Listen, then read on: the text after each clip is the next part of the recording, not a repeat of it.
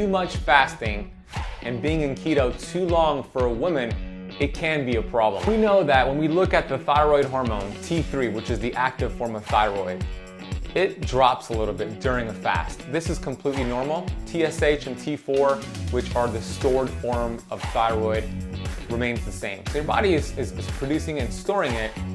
The active form drops a little bit. That's not a problem. It only becomes a problem if you start noticing symptoms. So this is where you want to pay close attention to your body.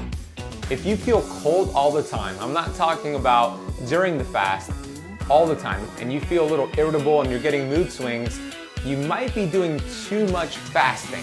When it comes to the human body, there's two pathways. There is the fasting pathway, which activates autophagy, right? Autophagy is catabolic. Autophagy is great. It stands for self-eating. The cool thing about autophagy is that the body will start to break down and use damaged cells and damaged protein for fuel. Now, you don't want too much autophagy because it's catabolic. So if you're practicing fasting too much, too often, you're gonna be in this catabolic state too much, and that's when it could lead to symptoms like feeling cold all the time, mood swings, and feeling irritable. Then we have the other pathway, which is called mTor. That stands for mammalian target of rapamycin. Now that's a great pathway because it stimulates growth, it's anabolic.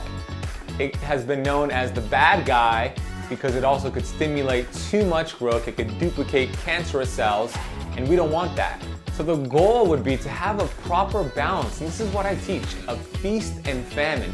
Feast and famine. mTor autophagy.